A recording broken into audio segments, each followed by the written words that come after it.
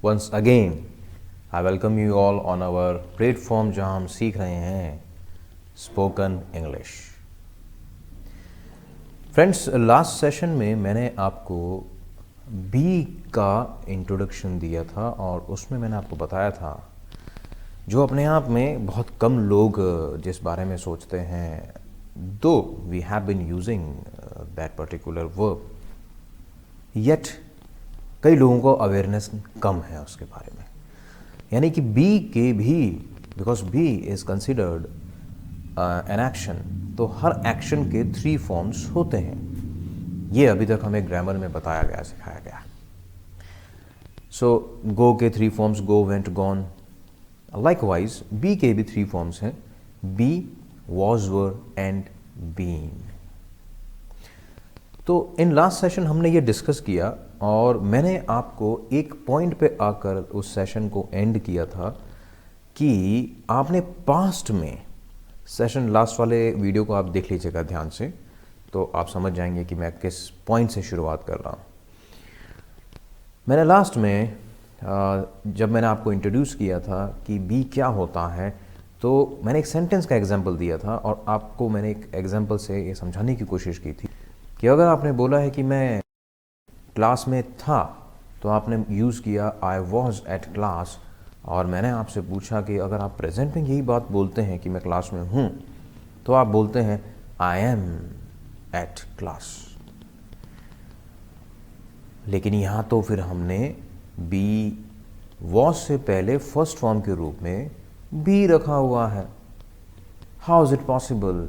तो हमने एम क्यों यूज़ किया फिर? तो आइए इसी बात को समझते हैं कि हमने एम क्यों यूज़ किया और आज सुलझाते हैं उस गुत्थी को।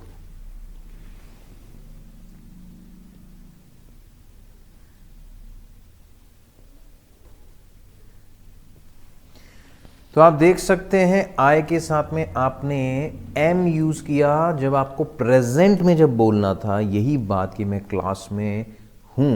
पास्ट में बोला तो आपने वॉज यूज़ किया और प्रेजेंट में आपने बोला तो आपने एम यूज़ किया। यानी कि थोड़ी बहुत कहानी तो आपको भी समझ में आ रही है।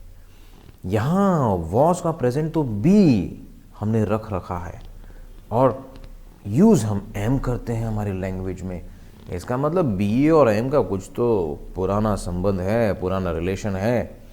यानी कि am is the type of be itself, be का ही प्रकार है एक एम। यानी कि हम जब एम बोल रहे हैं इनडायरेक्टली हम बी बोल रहे हैं, because am is the type of be only, be का ही एक प्रकार है। तो जहां पर हम आई के साथ में एम लगा रहे हैं, वहीं पर जब हमें यू की बात करनी होती कि तुम क्लास में हो, तो बाय डिफॉल्ट हमारे टंग से क्या निकलता है? You are at home. By default हम आर लगाते हैं, जहां पर हम आई के लिए एम यूज कर रहे हैं वहीं पर यू के साथ में हम उसी जगह पे are, we are using are there. यानी इससे ये क्लियर होता है कि are also is the type of be only, be का ही एक प्रकार है। वहीं जहां आई के साथ में वी पुट एम, वहीं जहां यू के साथ में वी पुट आर, तो उसी जगह पे अगर हम ये बोल रहे हैं कि वो क्लास में है, वो मीन्स किसी थर्ड पर्सन की बात कर रहे हैं, वो क्लास में है, वो की जगह कोई फीमेल है तो शी और मेल है तो ही के साथ में बाय डिफॉल्ट जब हम बोलते हैं तो इज ही निकलता है। क्या निकलता है? इज। सो आई के साथ में भी पुट एम, यू के साथ में भी put are, and he she के या इट भी एक सब्जेक्ट होता है, उसके साथ में भी पुट इज ओनली। तो इन तीनों की पोजीशन एक ही जगह पे आ रही है। इसका मतलब all 3 are the types of be only. ये तीनों किसके रूप हैं? बी के ही रूप हैं। You can see in the slide, be के ही तीनों रूप हैं। यानी कि इज, एम, आर, इन तीनों का बॉस कौन? B.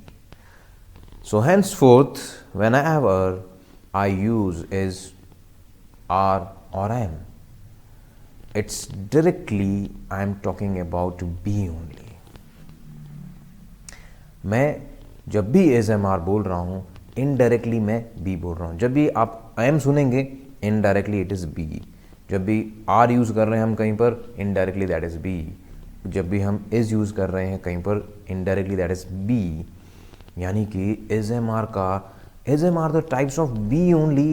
It means is am are का बॉस कौन? Be. Be is the boss of is am are. और ये है छोटी सी दुनिया हमारे बी की, और बी इस दुनिया का राजा है. Be is the emperor of its own empire. छोटा सा एम्पायर है, और बी के एम्पायर में, बी के साम्राज्य में कितने लोगों की प्रजा है? Just three is am are. 3 लोगों की प्रजा है.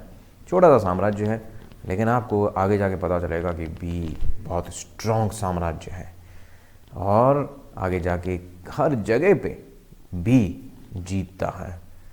तो जब देखते हैं आगे क्या होता है, उससे पहले हम इस बी की कहानी को थोड़ा और आगे बढ़ाते हैं. ये छोटा सा साम्राज्य बी का है, और जब भी आप आई के साथ में एम लगाते हैं दैट इज़ इनडायरेक्टली बी.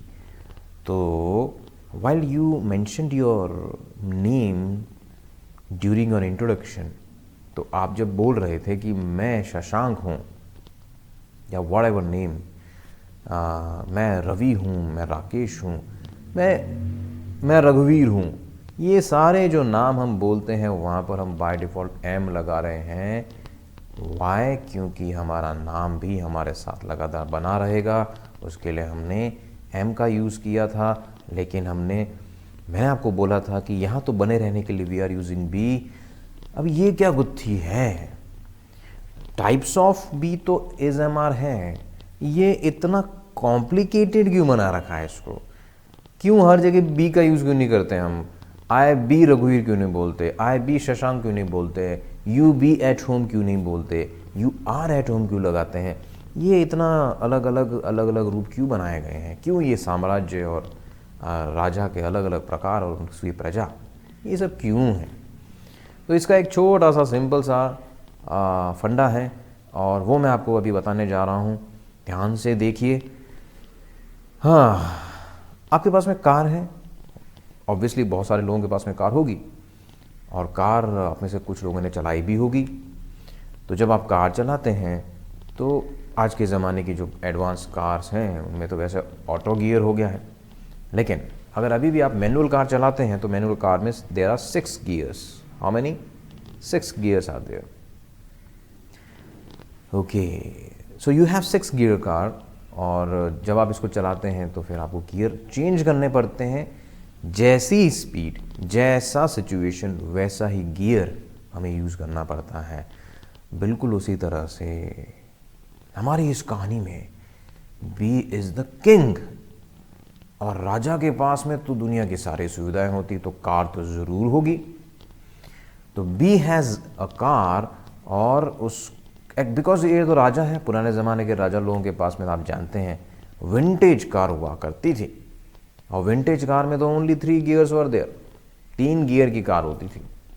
तो बिल्कुल बी के पास में भी 3 गियर्स की कार है, और बी के वो 3 गियर्स हैं. द फर्स्ट गियर इज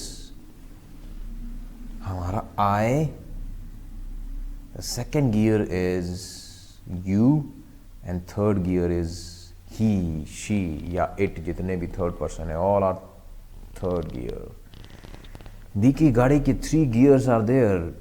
जैसा गियर वैसा बी का type. If gear is I, तो M type of B will come to help us out.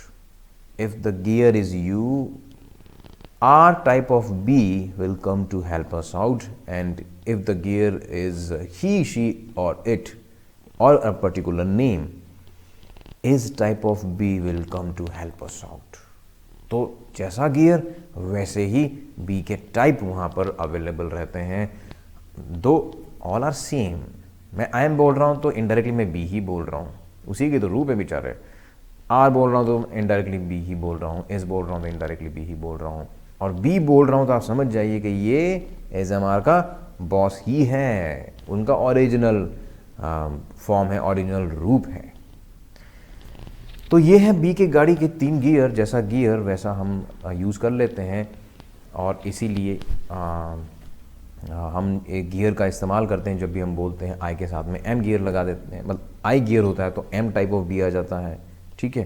तो इट्स वेरी क्लियर। लेकिन जब आप गाड़ी को पार्क करते हैं तो while you park your car, आप हमेशा जब थोड़ा सा प्लेन एरिया होता है तो आप पार्क करते हैं तो ठीक है, हैंड ब्रेक आप लगाते हैं, लेकिन गाड़ी को आप न्यूट्रल में कर देते हैं। हाँ, तो न्यूट्रल में जब गाड़ी होती है there is no gear. This way इस बी की कार भी जब न्यूट्रल में होती है there is no gear. I, you, he, she, इनमें से कोई गियर ही नहीं है।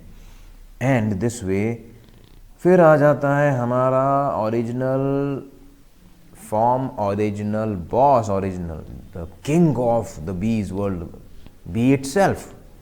बी खुद एक न्यूट्रल फॉर्म है, original be will be there. जब गाड़ी में कोई गियर नहीं है तो गाड़ी न्यूट्रल में आ जाएगी, and be is the neutral form. Be क्या है? न्यूट्रल प्रकार है, यस और नो। तो गाड़ी अब गियर में नहीं है तो डायरेक्टली बी इज देयर, इसीलिए यू कैन सी जब हमने सबसे पहला सेंटेंस लिखा था ऑन द लेफ्ट साइड, आप देख सकते हैं स्क्रीन में, आप देख सकते हैं खुश बने रहिए के नीचे हमने क्या लिखा है? Be happy. यहां हमने बी का यूज क्यों किया? Why not is am are? Why? Because यहां पर गाड़ी में कोई गियर लगा ही नहीं हुआ है। दैट इज इन ओरिजिनल रूप, ओरिजिनल फॉर्म, गाड़ी न्यूट्रल में। जब आपने किसी को बोला खुश रहिए, इसमें आपने ये तो बोला ही नहीं कि तुम खुश रहिए, मैं खुश रहूं या वो खुश रहे। आपने बोला general sentence, it's a common sentence, खुश रहिए। खुश रहिए में कोई गियर ही नहीं है, कोई सब्जेक्ट ही नहीं है, ना तो आई है, ना यू है, ना ही है, ना शी है। जब बिना गियर की गाड़ी है तो ऑब्वियस सी बात है वो न्यूट्रल फॉर्म यानी कि अपने न्यूट्रल में ही रहेगी, and neutral form is be only. इसीलिए हमने वहाँ पर बोला बी हैप्पी। और जब हमने अपना नाम बोला तो हमने बोला आई एम शशांक। वाई? क्योंकि यहाँ पर गियर आई लग गया है, that's why we have put am type of be. Clear? This is very clear scene. ये है हमारे बी की कहानी। तो बी का जो एक इंट्रोडक्शन होता है that is all its empire. ये है बी का साम्राज्य। मैं ये राजा प्रजा ये सब टर्म्स क्यों यूज कर रहा हूँ? फर्दर डाउन द लाइन आप लोगों के लिए बहुत इजी हो जाएगा जब मैं बार बार बॉस का नाम लूँगा, जब मैं बार बार गियर का नाम लूँगा, तो जब आप कंफ्यूज हो रहे होंगे ना तो उस वक्त आपको क्लियरली याद आएगा। That is kind of association, आपके दिमाग में रिकॉल फास्ट होगा। हाँ हाँ हाँ सर ने बोला था ये तो बी है, या तो एम लग रहा है, it means indirectly there is a be, और ये तो बी का साम्राज्य है, इसलिए मदद करने बी ही आएगा। बी का साम्राज्य क्या था? कुछ होना। Wherever, I repeat it again, क्योंकि बार बार इन चीज़ों को रिपीट करने से आपके दिमाग से चीज़ें जाएंगी नहीं, और when we have the advance language वहाँ पर हमें ये बहुत हेल्प करता है। होना होना होना, कुछ होना, कुछ करना नहीं। ये है बी की दुनिया। और बी की कार हमने समझ ली। बी के कार के 3 गियर्स आर देयर, जैसा गियर वैसा टाइप ऑफ बी, और all are the types of be only, am, are, is. And फिर जब गाड़ी न्यूट्रल में थी तो ओरिजिनल बी खुद वहां पर आ जाता है सेंटेंस में मदद करने के लिए, because there is no subject. I hope आप समझ चुके हैं अच्छे से बी के साम्राज्य को। अब बी के साम्राज्य को समझने के बाद में हम थोड़ा सा आगे बढ़ेंगे कुछ एग्जाम्पल्स के साथ में। बी का यूज़ कितनी कितनी जगह पे कहाँ कहाँ पर हम करते हैं हमारी लैंग्वेज के अंदर, और through out your day Hindi में भी आप बी का कई जगह यूज़ कर रहे हैं। हाँ, बी को हिंदी में होना बोलते हैं, इतना ही डिफरेंस है। तो मिलते हैं नेक्स्ट सेशन में। बी के डिटेल्ड स्टोरी के साथ में, जहां पर हम बी की मदद से कुछ सेंटेंसेस फॉर्म करेंगे। Thank you so much for watching this video.